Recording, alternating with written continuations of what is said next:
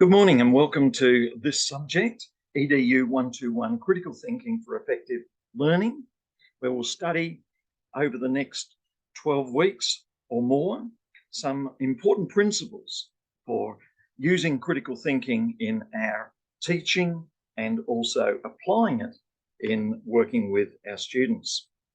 So my name is Dr. Sam Hay, and you can find out a bit more about me online.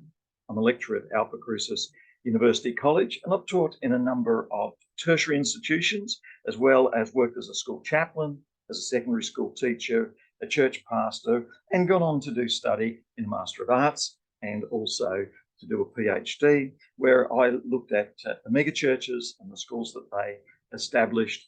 And I've also had a number of other experiences that you can find out about online if you want to explore further. And there's also my thesis that you could read and other writings that I've produced over the years that you could also locate with a little bit of research. You should look at the subject outline for this subject to find out the details of the subject, and it's worth consulting that subject outline regularly during the 12 to 14 weeks of study in this subject so that you're up to date with what's expected and what is required. The subject's designed to help teacher education students learn how to become more effective learning and teaching, engaging with various forms of knowledge in a critical, reflective way to more fully understand the sources of knowledge and how we use them. It's also designed to help you in your essay writing so that you can be more academic and more effective as you prepare your assignments. And we'll spend some time reflecting on the ways in which we apply the insights from this subject into the two main assignments and also the first weekly forum writing that you do each week. There are time commitment expectations of about 10 hours per week for this subject. And if you did 4 subjects, that would be about 40 hours a week for the 4 subjects. About half this time, 3, 4 or 5 hours, needs to be set aside for engaging with the Moodle resources and completing a forum post for each week. So you'd watch the videos, read some material, read the background resources that have been placed there. And you'd also watch a video of myself or other lecturers who are talking about the subject and some other videos that we might put up. And then you would respond with 300 words of writing to the forum post, and you'd give some references to 1, 2 or 3 resources that you had used to provide support for that forum post. You'll also spend 2 hours a fortnight where you come in class and attend, and you'll be able to see other students and see your lecturer, and you'll be encouraged to ask questions, to discuss and talk during that time. So we'll meet in weeks 2, 4, 6 and so on as we go through. And so you'll do study in week 1 on your own, and in week 2, in the 2 hours, 1 hour we'll be looking back on week 1 and 1 hour we'll be looking at the material on week 2. You'll do week 3 studying on your own. Week 4 we'll look back for 1 hour and also look at week 4 material, covering week 3 and 4 in week 4. And then in week 6 we'll look back at week 5 and we'll do week 6 and so on.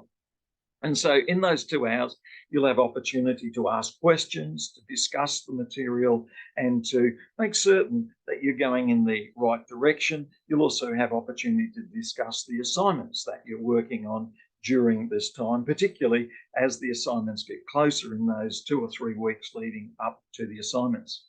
So this is designed to be a very flexible subject and course in which you're just meeting for 2 hours with your lecturer every fortnight, and then the other 10 hours a week you sort out in your own time.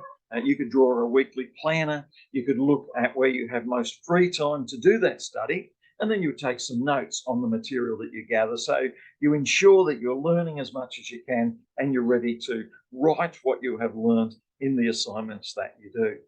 I would suggest that you spend about half of your time, or about 5 hours a week, doing the assignments. And of course, you may spend quite a bit of that time in the 2 or 3 weeks leading up to the assignment, or you may spread that out over a longer period of time, depending on what approach works best for you.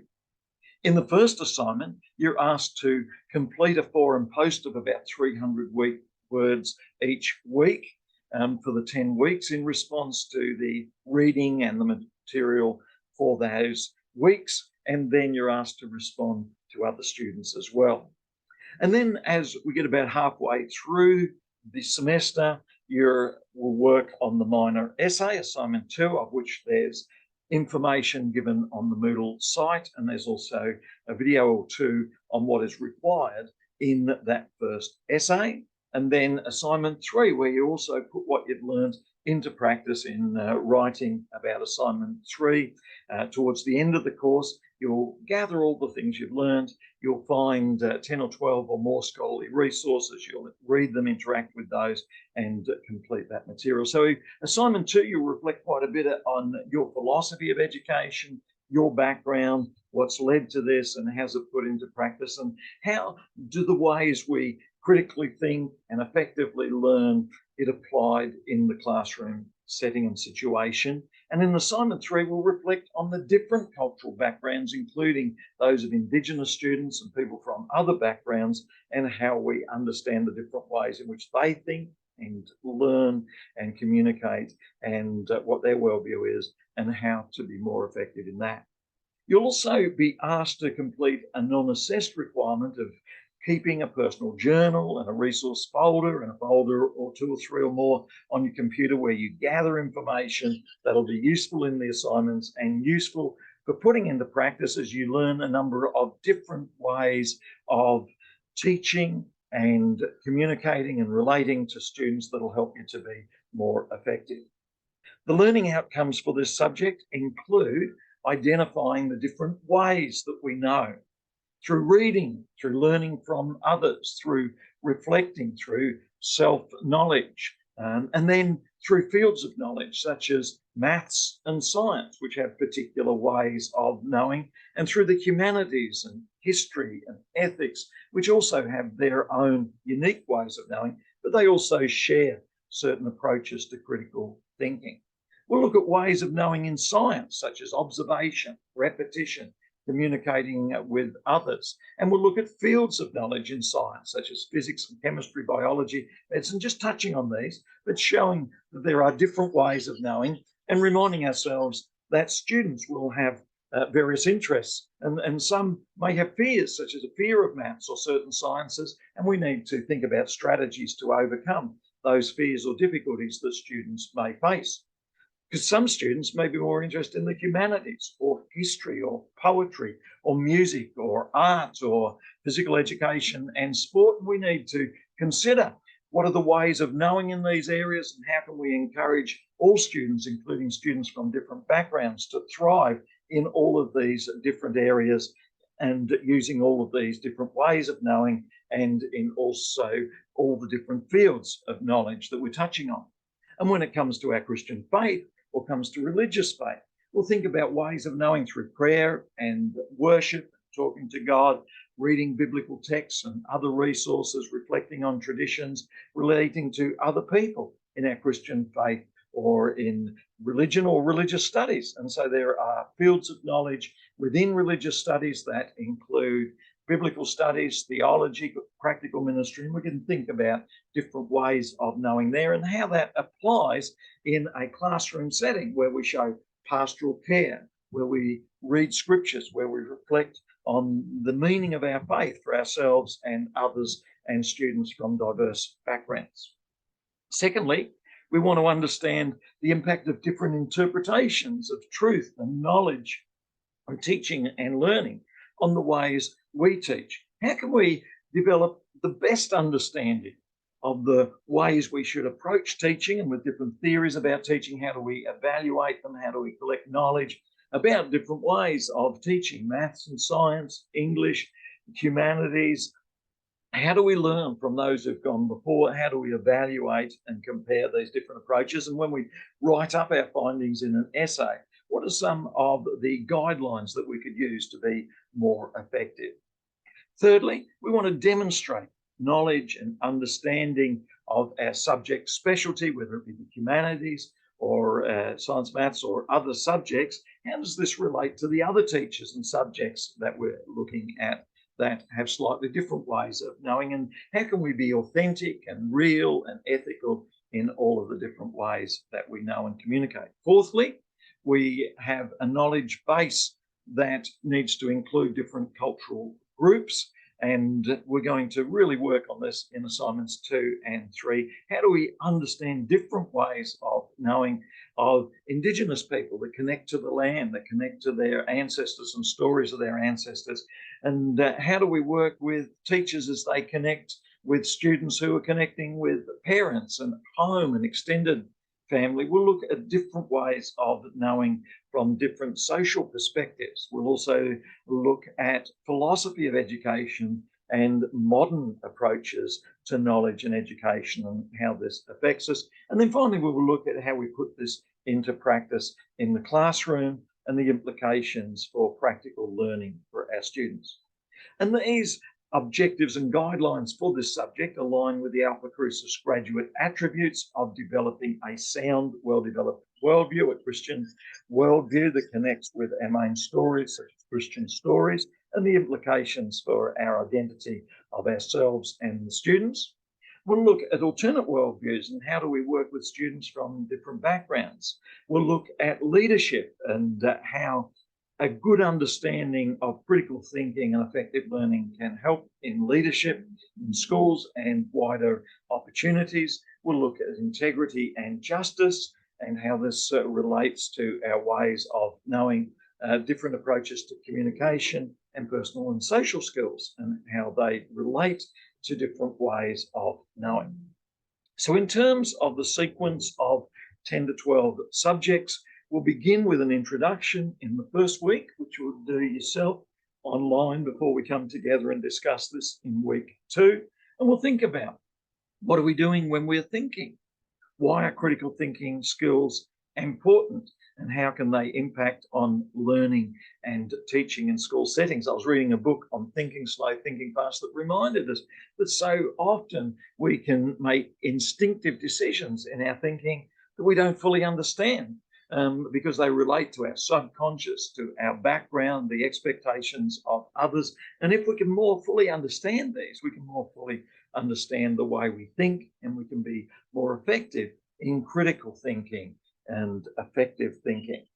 We'll look in week 1 at some of the assumptions and perspectives that are used on our thinking.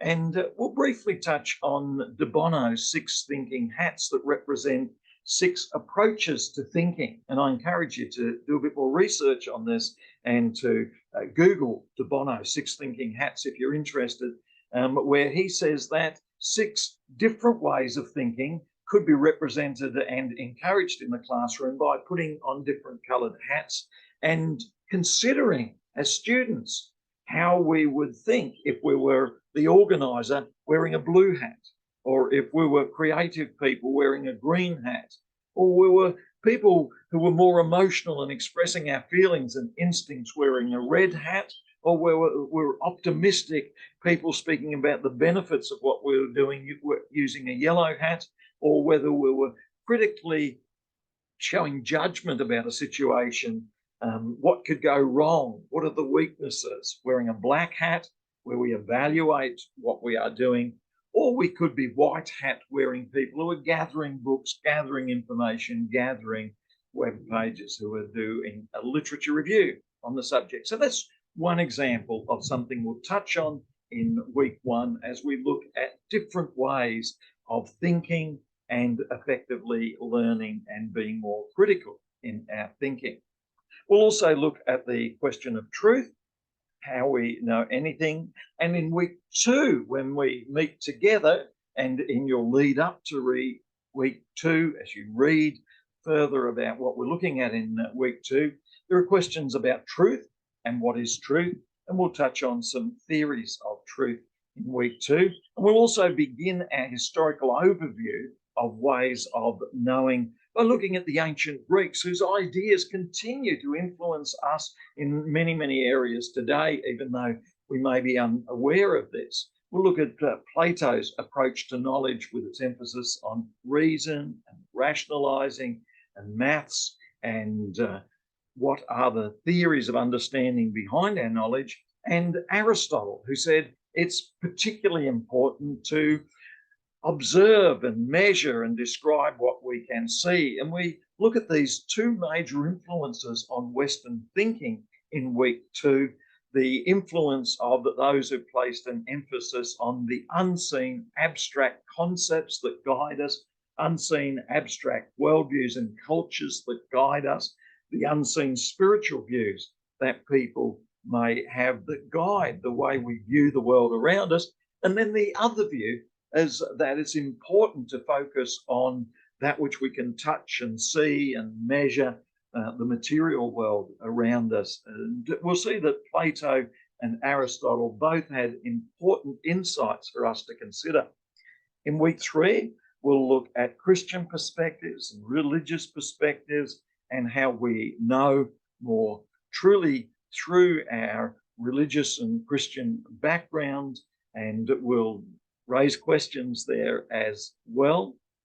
And week 4, we'll go on and look at historical perspectives over the last 2,000 years and the importance of history in understanding different ways of knowing, in understanding the different worldviews that are held in different centuries and different decades and in different places. And so we'll delve deeply into the way history influences. In week 5, we'll begin looking at specific subjects with science, and then we'll go on in week 6 to look at maths. In week science, we'll look at the importance of observation and measurement and experimentation and verification. And we'll see that this is important in education and teaching as well. What can we observe? What can we measure when we're working with students? And how can our students observe and measure?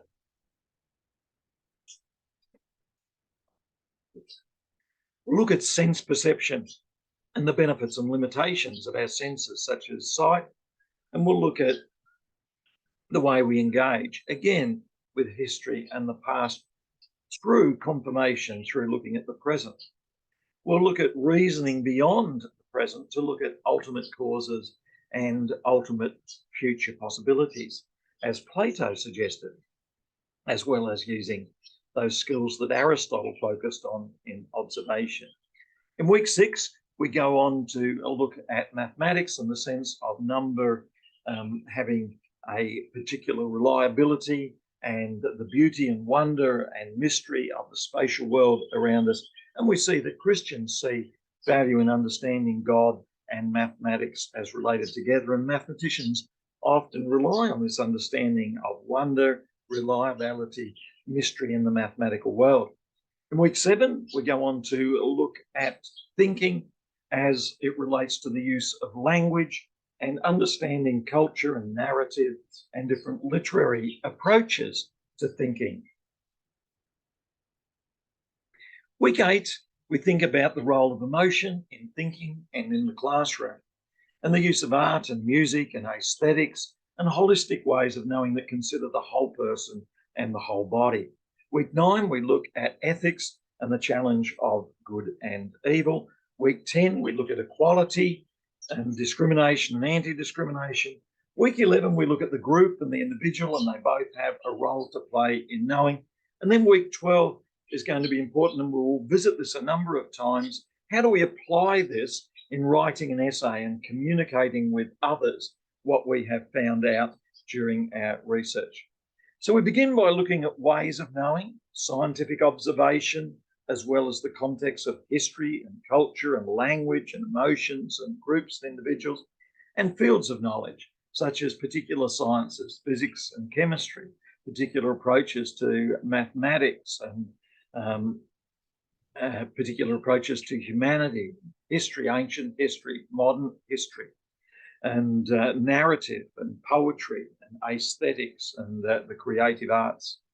And then we'll also introduce the ways in which we can test the reliability of resources and how we can even test the reliability of popular websites and what's guiding the motives of people who prepare news channels, television programs. How do we evaluate how reliable and truthful they are, and how do we bring that into our discussion and into our classrooms as our students seek to know the truth, seek to pursue the discovery of truth? What guides us? What guides them? What can we model in helping them as they work through what they are learning?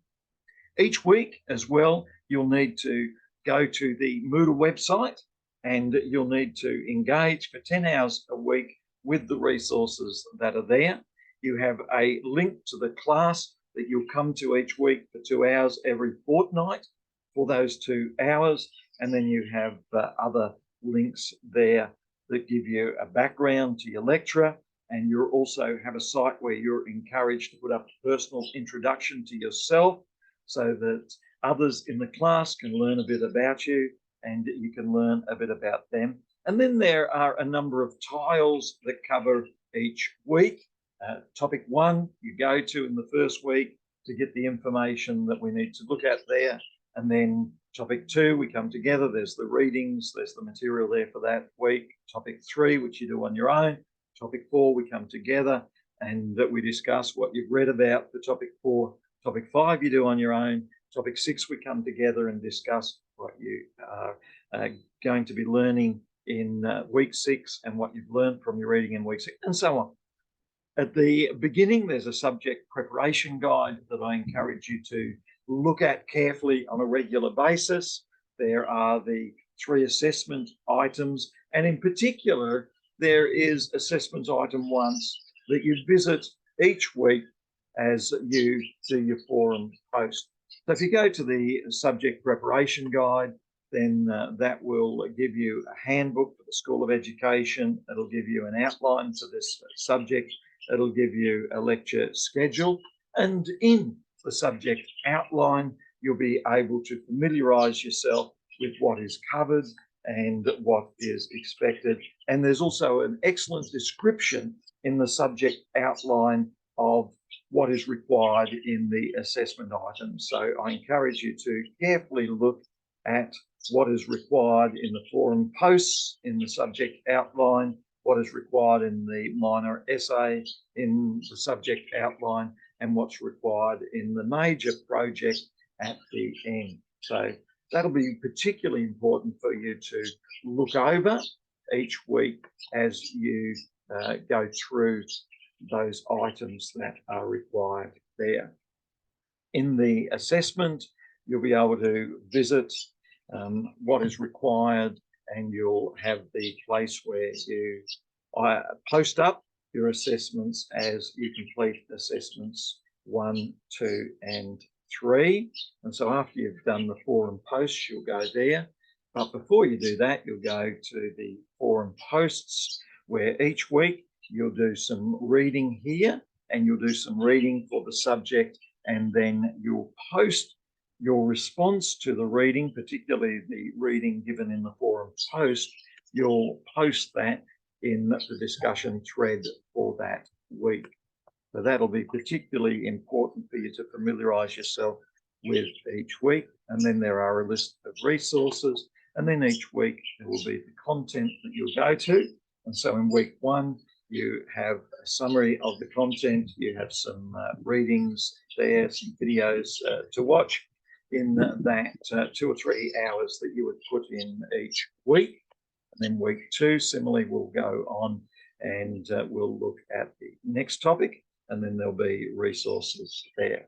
So all the materials there for you online, and we'll be meeting together for 2 hours each fortnight, weeks 2, 4, 6, and so on, where you'll be encouraged to ask questions. You'll be encouraged to engage with one another and with your lecturer in order to more fully understand what you're getting from this subject. And you'll get such a lot from this subject: how to think more effectively, how to communicate these skills in training your students, how to think more effectively, and how to use what you're learning in your education degree, in your assessment writing. There's so much that we can learn from this subject that'll be so beneficial to us. In some ways, it may be a bit different to other subjects in that we're not just learning material, we're also learning how to think, and that we're learning skills that we'll use in our thinking. I look forward to meeting with you in week 2. If you have any questions, please send them through, and please go through week 1, week 2 material in preparation for our first meeting in week 2. Look forward to seeing you then. Thank you, and let's keep in touch.